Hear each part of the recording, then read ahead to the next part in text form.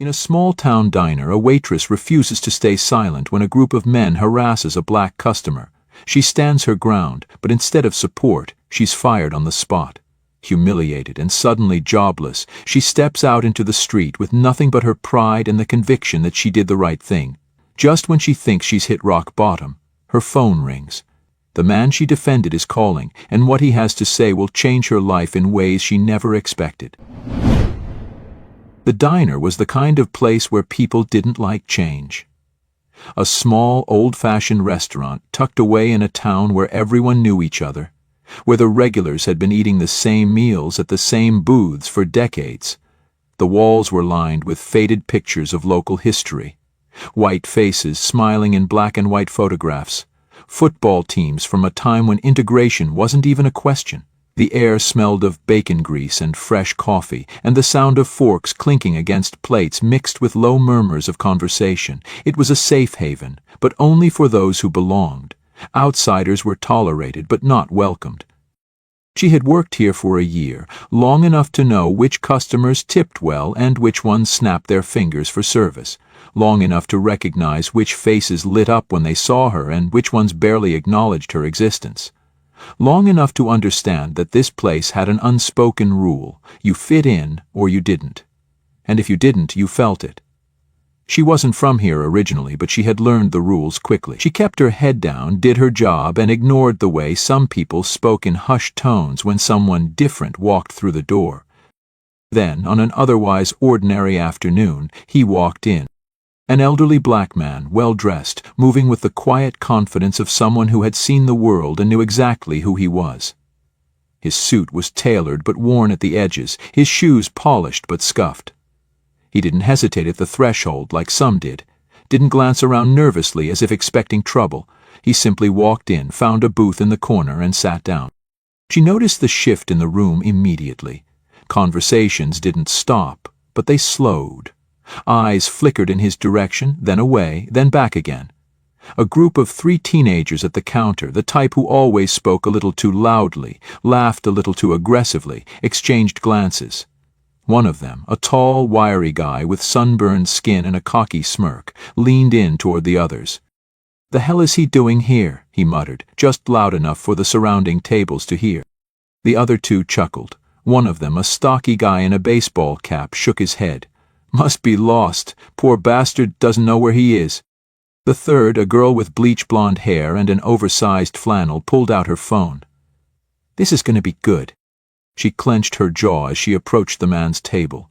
He hadn't even picked up the menu yet when she stopped beside him, pen and notepad in hand. "What can I get you?" she asked, keeping her voice even, professional. He glanced up, offering her a polite nod.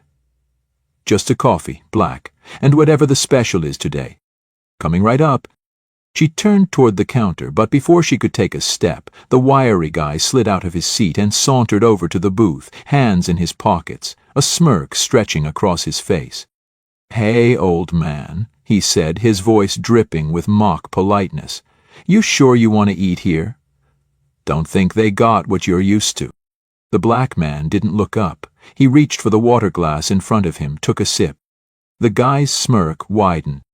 "Guess you don't talk much, huh?" He reached out, lightning fast, and snatched the water glass from the man's hand, tilting it just enough for the remaining water to spill onto the table. "Oops, must have slipped." The girl with the phone snickered, aiming her camera. "Come on, say something for the people," she taunted. Her hands curled into fists at her sides. "That's enough," she said sharply, stepping forward. "Leave him alone."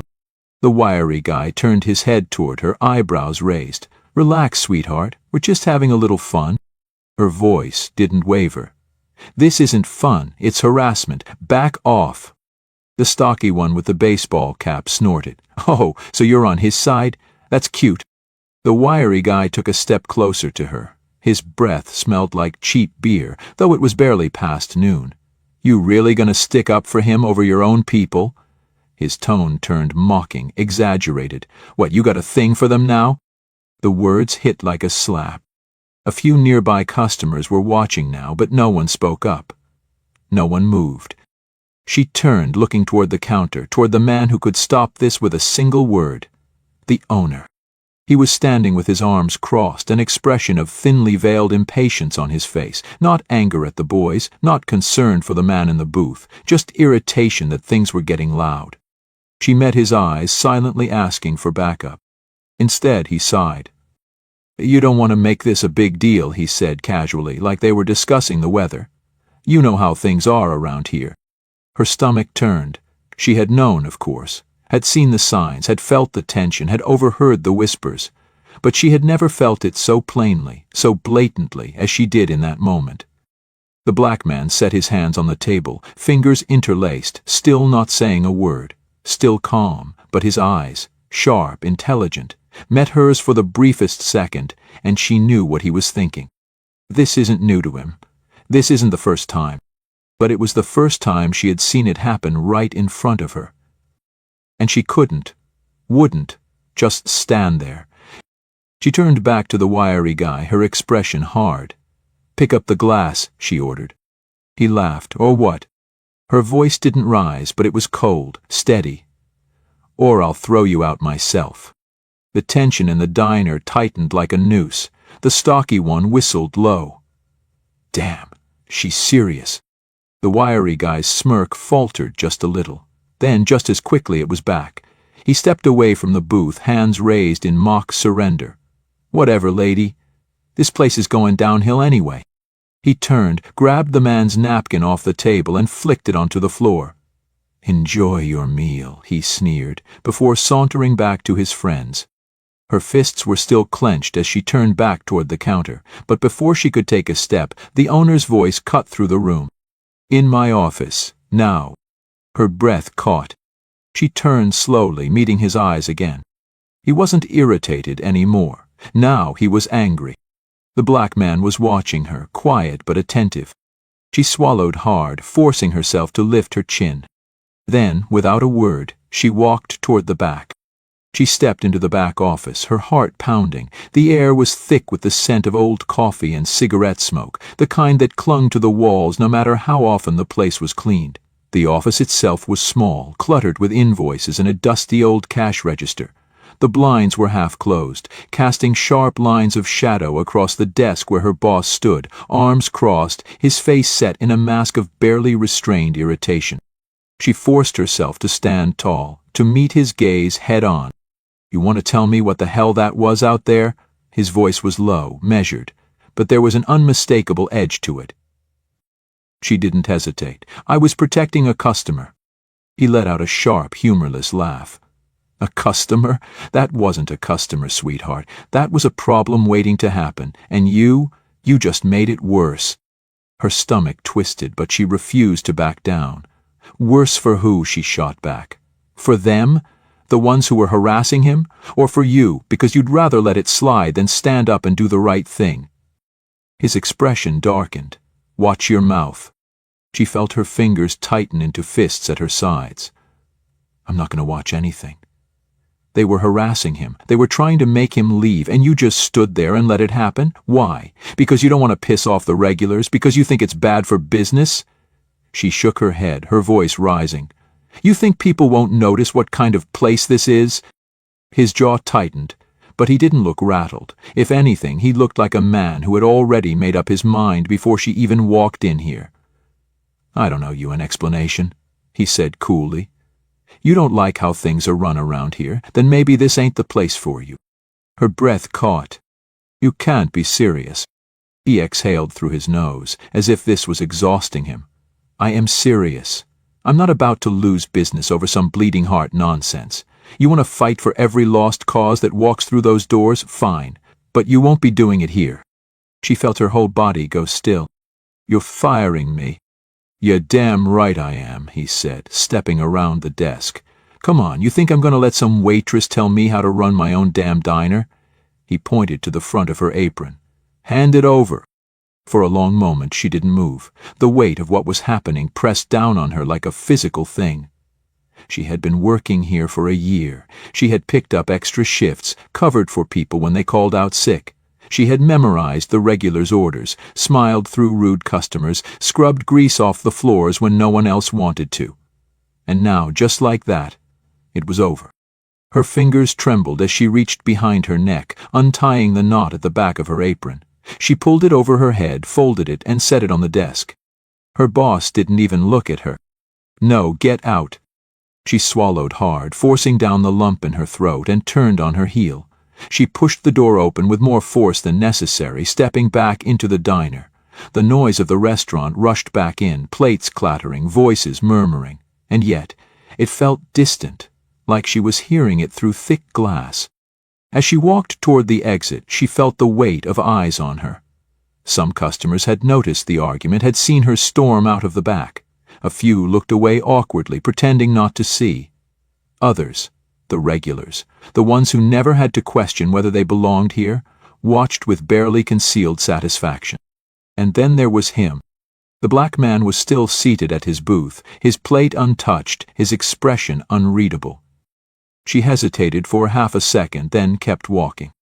She pushed the door open, stepping out into the cool afternoon air. The second the door shut behind her, she let out a breath she hadn't realized she was holding. Her hands were still shaking. She hadn't thought it would hurt this much, but it did. The door opened behind her. She turned to see the man stepping outside, his gaze steady. Up close, she noticed more details. The slight gray at his temples, the fine lines around his eyes, the kind of face that had seen things, endured things.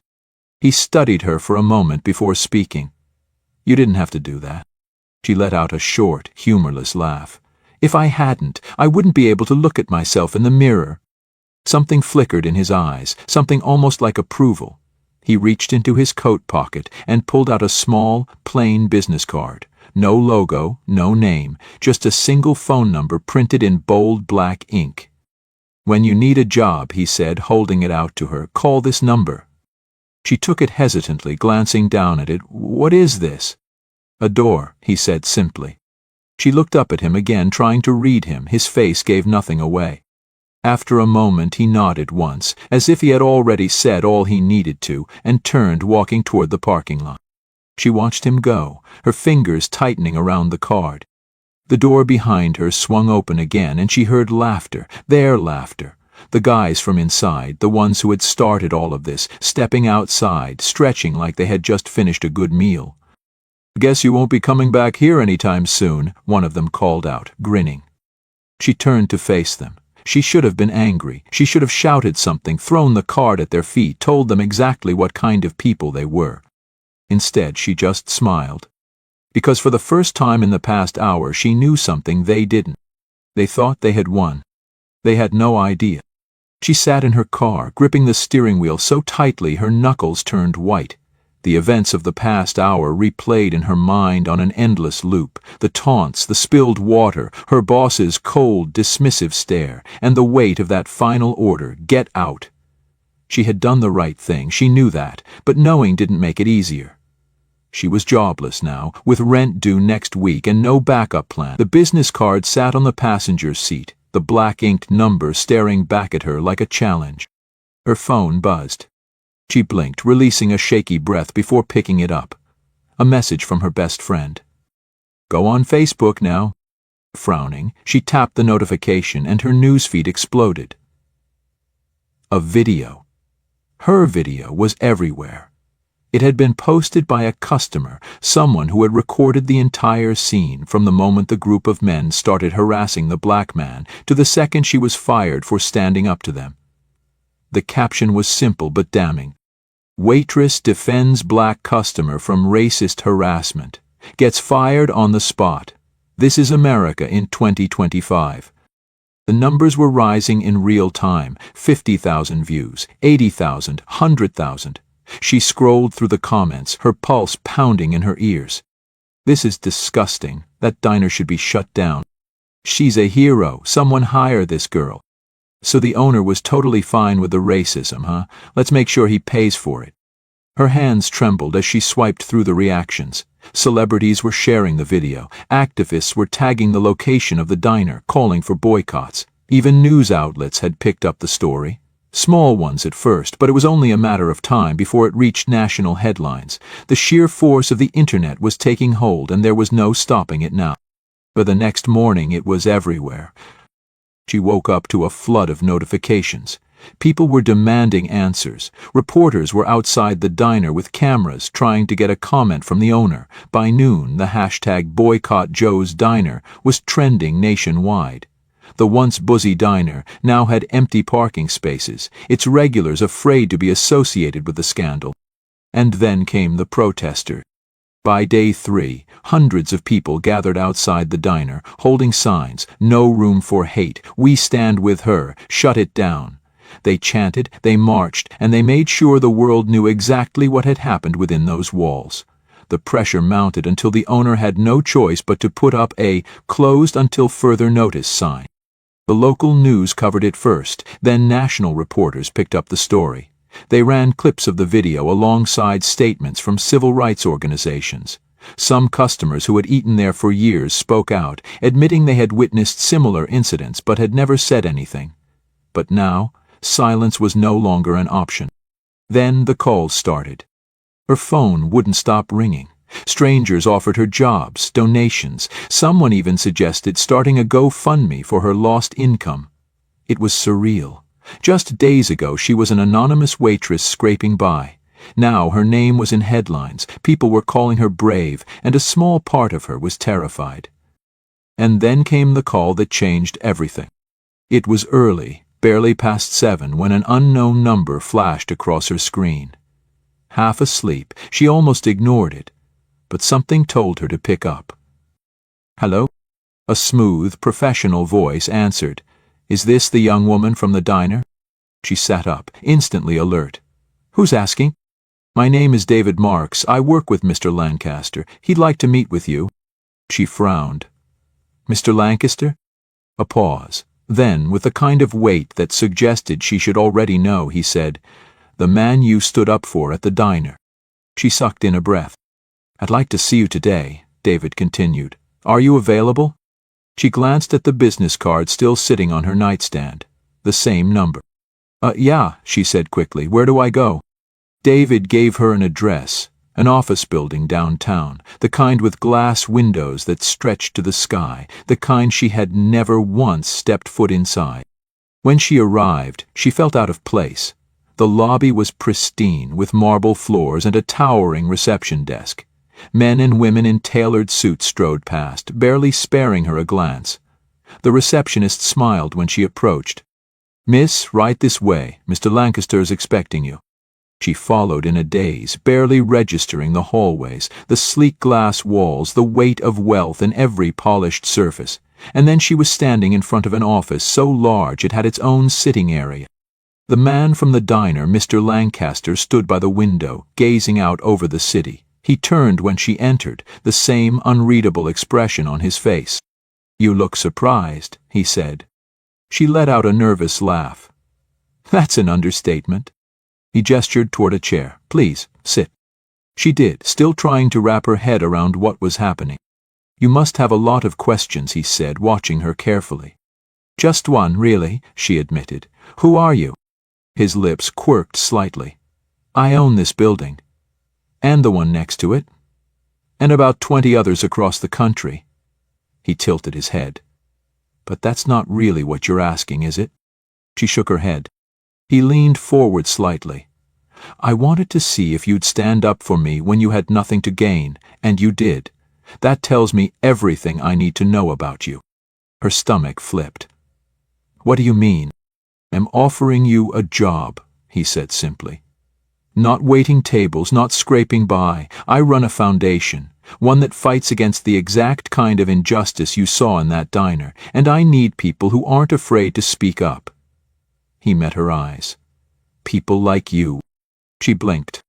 "I don't need someone who just wants a paycheck," he continued.